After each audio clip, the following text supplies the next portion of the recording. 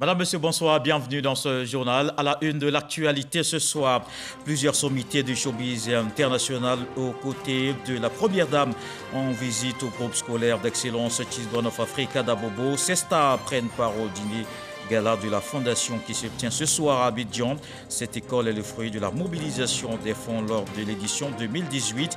Elle permet à des centaines d'enfants d'être scolarisés gratuitement. Et puis la Banque mondiale a présenté son rapport sur l'état de l'économie ivoirienne.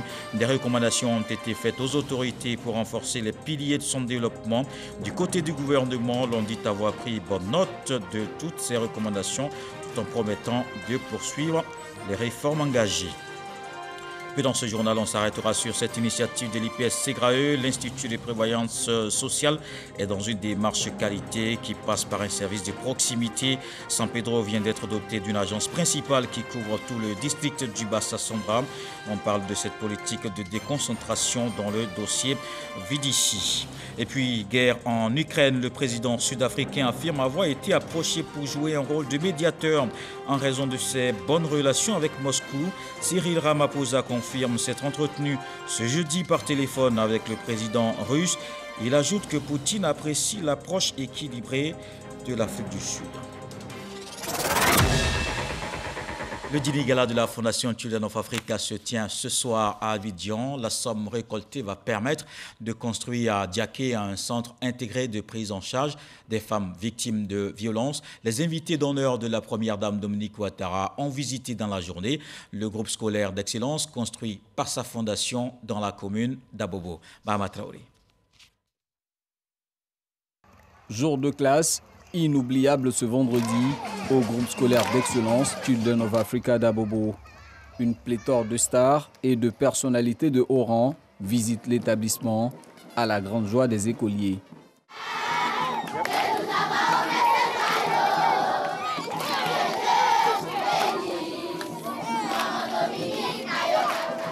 Nous, quand on arrivait, on ne s'attendait pas à voir quelque chose de si magnifique, de si grandiose. Et c'est des choses à encourager davantage chez nous en Afrique. On pouvait avoir plusieurs écoles comme ça. Et je pense que tous ces enfants qui sortiront de là seront des étoiles demain. Elle est magnifique l'école, franchement. Longue vie à la Fondation, longue vie à la Première Dame. Moi je suis très heureux, très content. D'abord de voir des conditions où les enfants vont étudier, ainsi de suite. C'est vraiment la meilleure des choses. C'est à féliciter. C'est une très bonne chose. Ça permet aux enfants du coin de Abobo de s'instruire comme il faut pour préparer leur avenir. S'ils sont si fiers de cette école, c'est parce qu'elle a été réalisée grâce aux recettes engrangées en 2018 lors du 7e dîner de gala de bienfaisance de la Fondation Children of Africa. Et qui mieux que les premiers bénéficiaires pour témoigner de l'importance de cet établissement. En construisant cette belle école, vous avez voulu donner aux enfants d'Abobo les mêmes chances de réussite qu'à ceux des quartiers résidentiels d'Abidjan. Nous sommes fiers d'être des écoliers du groupe scolaire d'excellence Children of Africa. Grâce à cette école, nous nous sentons très bien. Nous croyons vivre dans un quartier chic d'Abidjan.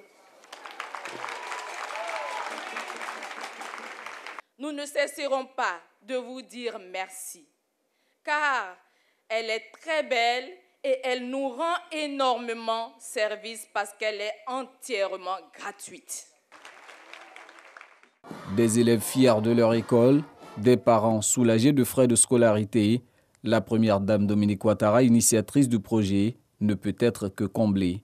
Chers donateurs, chers amis de la Fondation, le bel édifice que nous contemplions ce jour est le symbole de l'égalité des chances à l'école. Il donne accès pour nos enfants à un avenir meilleur, quel que soit leur milieu social, et cela grâce à vous, à votre générosité, votre présence et vos encouragements. Soyez-en infiniment remerciés. Enfin, mes chers enfants, je suis fière de vous. Continuez de bien travailler en classe afin d'être toujours les meilleurs et de vous construire un bel avenir quand vous serez plus grands.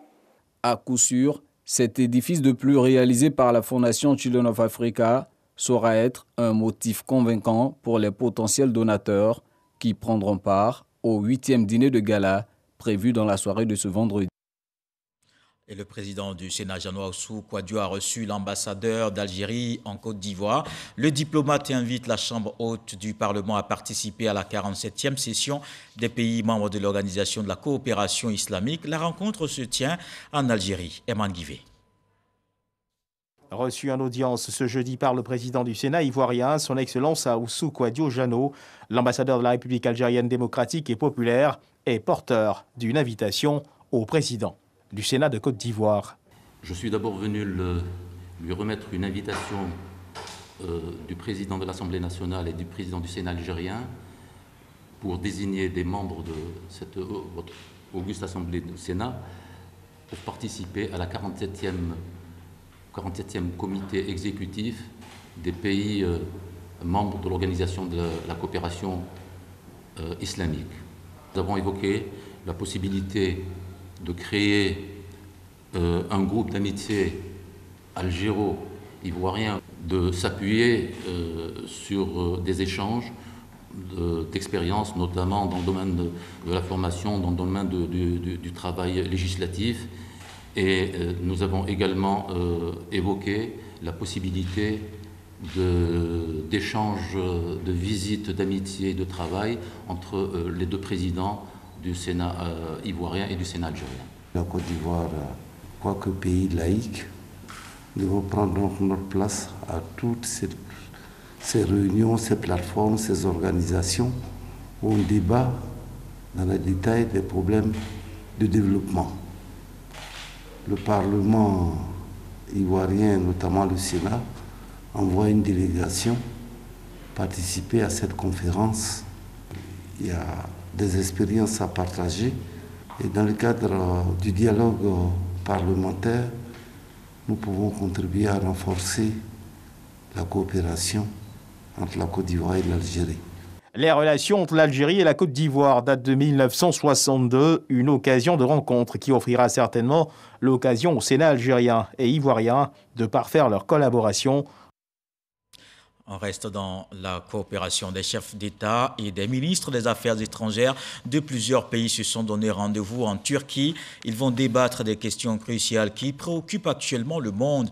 La lutte contre le terrorisme, le redécollage économique post-Covid et la crise en Ukraine. Kandia Camara, la ministre d'État, ministre des Affaires étrangères, a participé à un forum, ce deuxième forum diplomatique d'Antalya, qui a ouvert ses portes ce vendredi.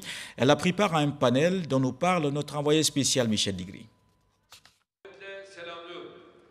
C'est le président turc Recep Tayyip Erdogan qui a ouvert les portes du forum diplomatique d'Antalya. Cette deuxième édition réunit plus de 2000 invités, comprenant des chefs d'État et de gouvernement, des ministres des Affaires étrangères et des représentants de haut niveau des organisations internationales.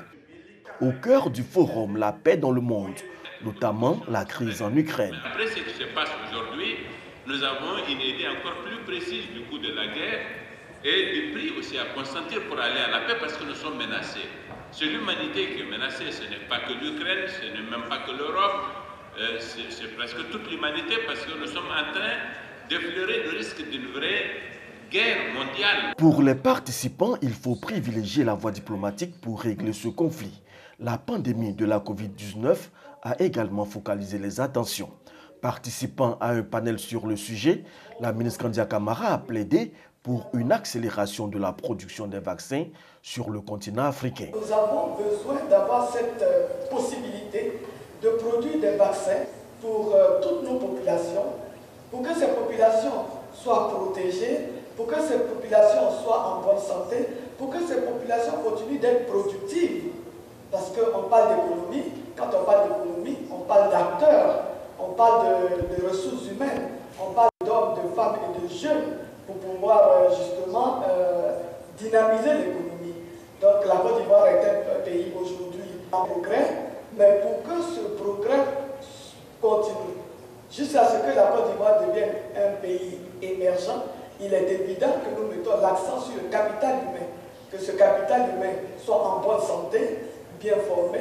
Donc pour ce faire, nous avons besoin de vaccins. Le forum diplomatique d'Antalya s'impose progressivement comme l'une des meilleures plateformes pour les acteurs régionaux et mondiaux des sphères de la diplomatie, de la politique et des affaires pour échanger des idées et relever les défis internationaux.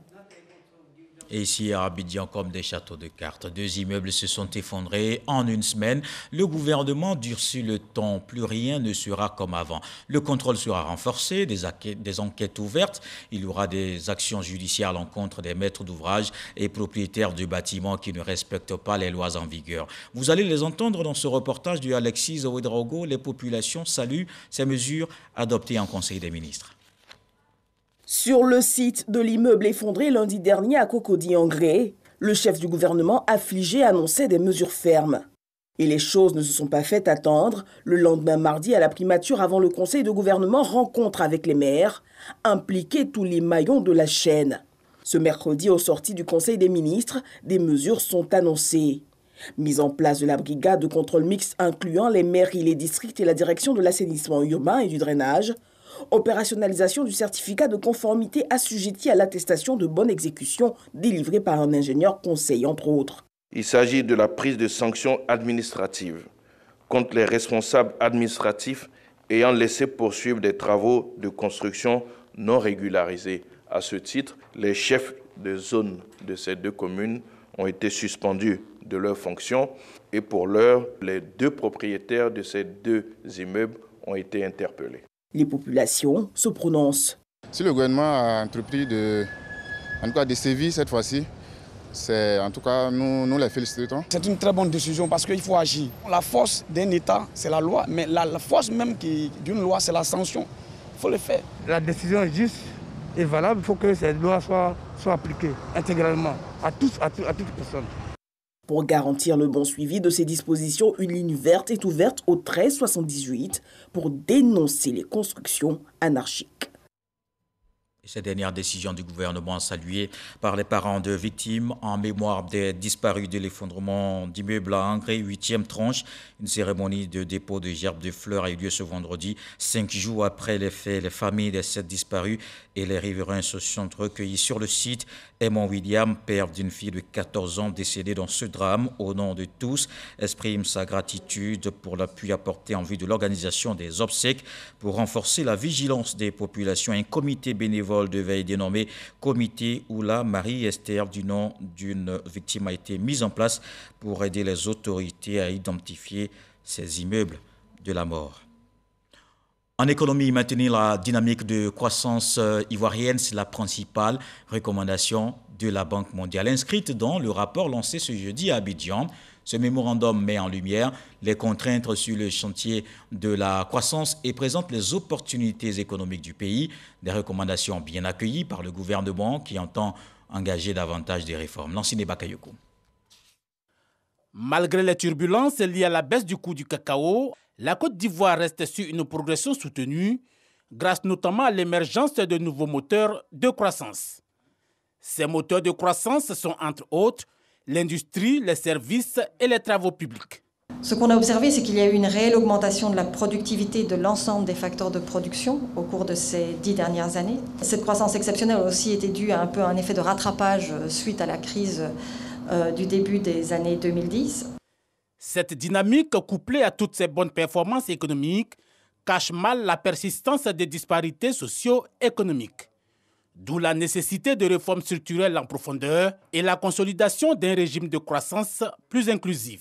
3 secteurs essentiels pour l'amélioration de la productivité et de l'inclusion, à savoir le renforcement de cadres réglementaires et institutionnels de la politique de concurrence ainsi que les politiques sectorielles, la diversification des exportations et la productivité agricole.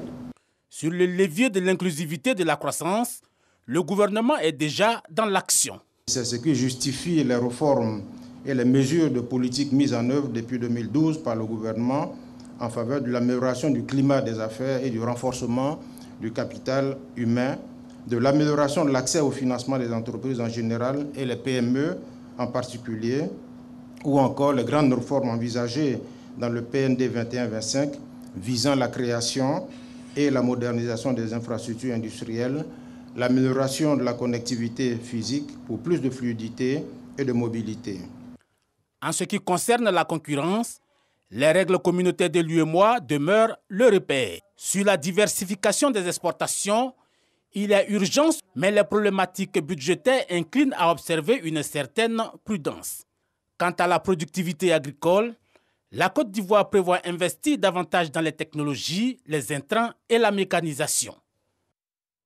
Allons aux États-Unis, en marge de la conférence mondiale sur l'énergie qui se tient à Houston. La délégation ivoirienne démarche d'éventuels investisseurs dans l'exploration et l'exploitation de son bassin sédimentaire. Le ministre Thomas Camara a rencontré à cet effet un groupe pétrolier. Le point avec nos envoyés spéciaux Adama Koné et Ulrika Dongo. Opération commerciale aux États-Unis. Le ministre des Mines, du Pétrole et de l'Énergie, Thomas Camara, à la recherche d'opérateurs. Son offre, le bassin sédimentaire ivoirien. Vous m'avez dit que vous êtes partout sauf en Côte d'Ivoire. C'est d'en haut. Si vous pouvez leur parler de nos blocs, peut-être parmi tous les blocs, là, il y en a qui peuvent les intéresser. Après une cinquantaine de minutes d'échange, l'expression des visages traduit l'impact de la démarche. La première impression, elle est très positive. Nous, on avait identifié effectivement la Côte d'Ivoire. On a beaucoup apprécié les discussions qu'on a pu avoir avec M. le ministre sur ses intentions de développer l'industrie pétrolière, de maximiser les ressources naturelles, voire en trouver. Et donc, on se sent motivé. La Côte d'Ivoire est stratégiquement pressée, anticipant un désintérêt total des bailleurs de fonds face à la transition énergétique. Avec le mouvement de la transition énergétique, les énergies fossiles, à savoir le pétrole brut, le gaz naturel, sont considérées comme des énergies qui ne sont pas propres. Et donc on a de plus en plus de mal à trouver des financements pour justement développer et mettre ça en production. C'est pour ça que pendant qu'il est encore temps, nous accélérons le mouvement, nous accélérons le processus et nous invitons les sociétés pétrolières à venir rapidement pour explorer notre sous-sol, pour mettre en valeur nos ressources pétrolières, nos ressources gazières. La Côte d'Ivoire compte 4 blocs en production et des blocs en exploration. Et le pays reste ouvert aux investisseurs dans le pétrole et le gaz. Et ici en Côte d'Ivoire, après Vavois l'année dernière, la caravane dénommée Ronde du Social a marqué un arrêt dans la cité portuaire de San Pedro pendant 3 jours. Les services du ministère de l'Emploi et de la Protection sociale ont sillonné la ville pour sensibiliser les populations à adhérer aux différents produits afin de bénéficier d'un mieux-être avant et pendant la retraite. On voit la cérémonie officielle de lancement de la 2e édition avec Sam Kona. Célébration de la sécurité et du bien-être social. Le ministère de l'Emploi et de la Protection sociale, proche des populations. Une caravane dénommée la Ronde du Social, initiée l'année dernière, séjourne depuis hier à San Pedro. Et le ministre Adama Camara est venu les bras chargés. Plusieurs cadeaux en vivres et non-vivres ont été remis à des personnes du 3e âge et aux retraités invalides. À travers cette Ronde du Social, l'objectif est clair. La vision de son Excellence, Monsieur le Président de la République, Alassane Ouattara, est de bâtir une Côte d'Ivoire moderne et solidaire, où chaque Ivoirien, quelles que soient ses conditions sociales, devient un acteur épanoui du développement. Et cet épanouissement passe notamment par l'accès de tous à des instruments de protection sociale adéquats. Après les fonctionnaires et agents de l'État et les travailleurs du privé, le gouvernement a pensé aux travailleurs indépendants. Il a mis en place un régime social pour les travailleurs indépendants, appelé RSTI, qui comporte à la fois le régime de base et le régime complémentaire. Plusieurs personnes et entreprises ont reçu des distinctions. Après la cérémonie de lancement, des campagnes de sensibilisation sur la couverture maladie universelle, le régime spécial du travailleur indépendant et la complémentaire vont avoir lieu au port autonome, dans des entreprises et lieux de prière. Et on s'arrête sur cette initiative de l'IPS-SEGRAU. L'Institut de prévoyance sociale des agents de l'État est dans une démarche qualité. Une qualité qui passe aussi par un service de proximité avec les assurés sociaux en cohérence avec sa politique de déconcentration des offres. Plusieurs villes sont concernées par cette approche. C'est le cas de San Pedro, comme on vient de le voir. La cité portuaire vient d'être dotée d'une agence principale qui couvre tout le district du Bassa Sandra. C'est un grand soulagement pour les ayants droit qui en tirent dire évidemment un énorme bénéfice. La politique de proximité du service des assurés sociaux, c'est le dossier vide ici de ce soir avec Eugène Atoubé.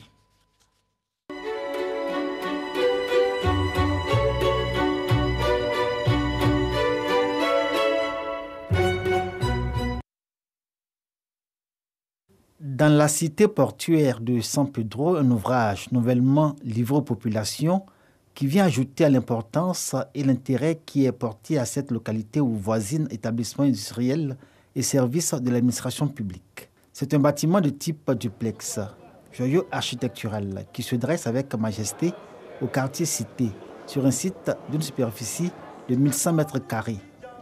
Ce bâtiment, en cohérence avec les exigences de la modernité, est la propriété de l'IPS SEGRAE, Caisse générale de retraite des agents de l'État, institution de prévoyance sociale qui en fait son agence principale de San Pedro. Enfin, le soulagement pour tous les assurés sociaux de la région de San Pedro, mais également ceux des régions du Boclé et de la Nawa, ensemble géographique qui constitue le district du Bas-Sassandra. Ma joie est très grande parce que vraiment, ils ont vraiment pensé à nous. Vraiment, ça nous arrange. Ça fait 6 ans de retraite à San Pedro. Recevoir nos prestations sur place ici, c'est un bonheur pour nous. Ce sont 1137 personnes, fonctionnaires et agents de l'État, ainsi que leurs ayants droit, que prend en charge l'agence de San Pedro. Ceux-ci n'auront plus, comme par le passé, à parcourir 460 km en aller-retour, représentant la distance de San Pedro, juste pour bénéficier d'une prestation.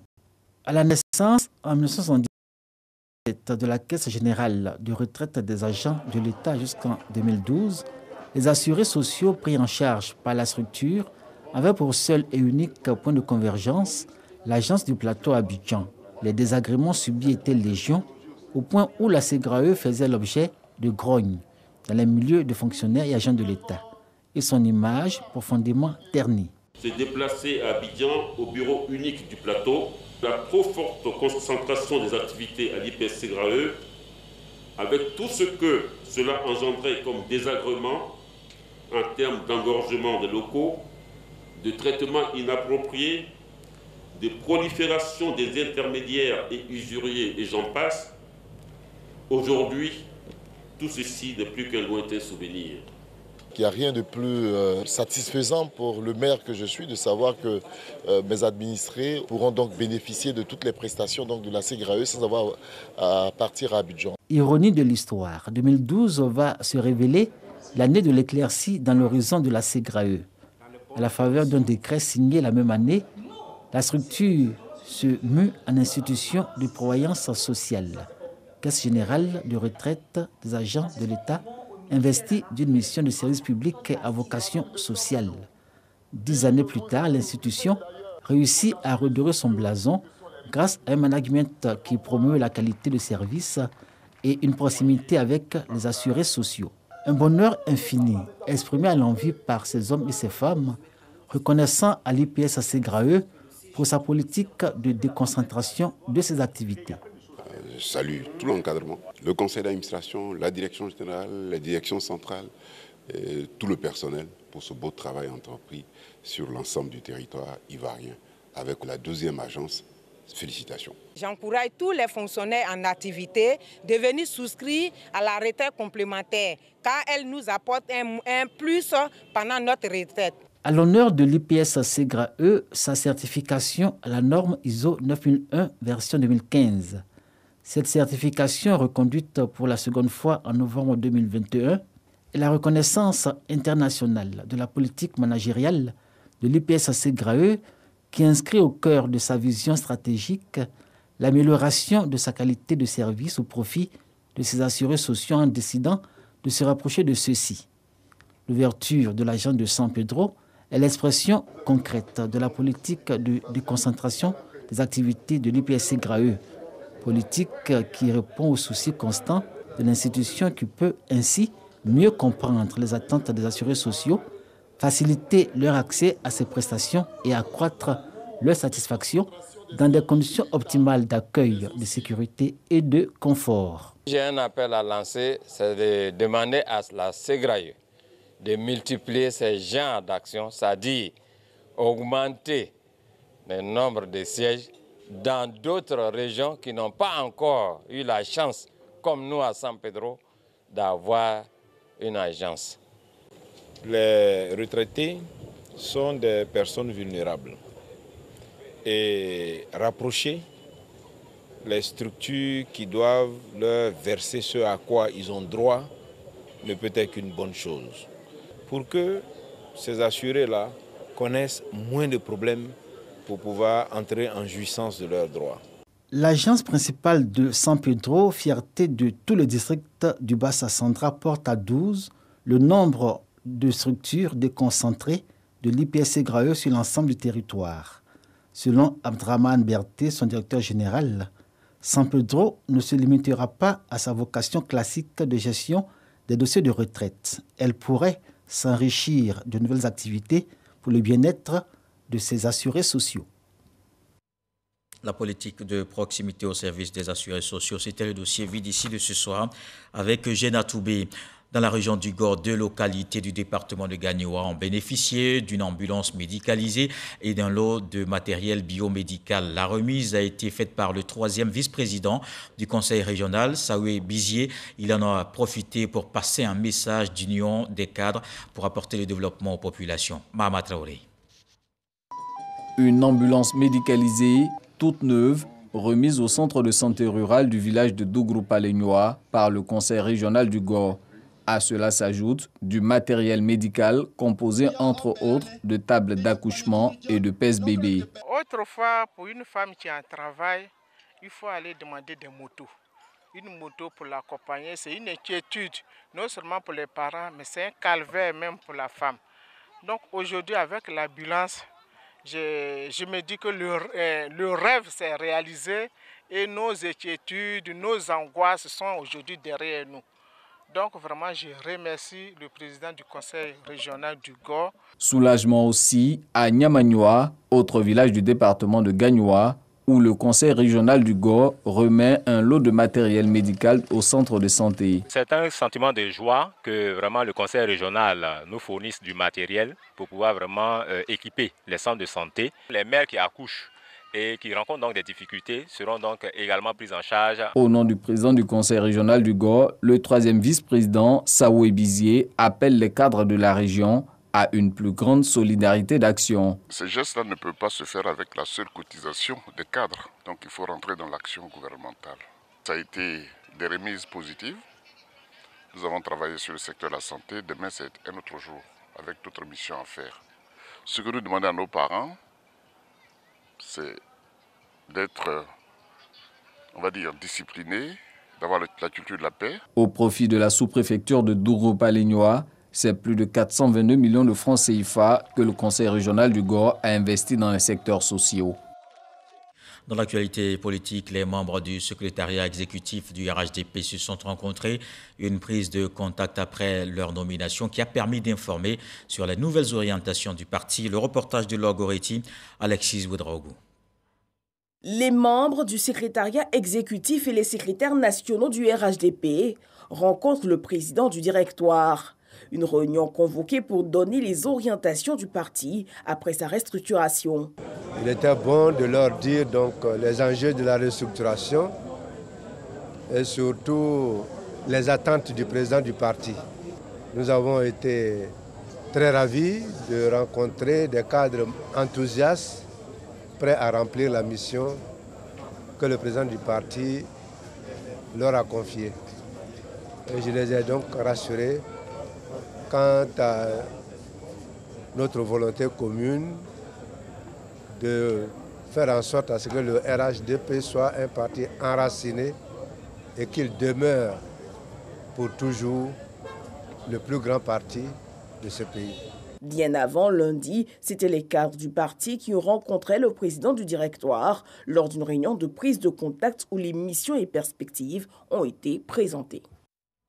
Dans l'ouest du pays, on parle de cohésion. Amédée Kwaku, président de l'association des cadres du Centre pour le développement séjourna d'Uekwe, il a rencontré les chefs traditionnels et également échangé avec d'autres communautés sur place.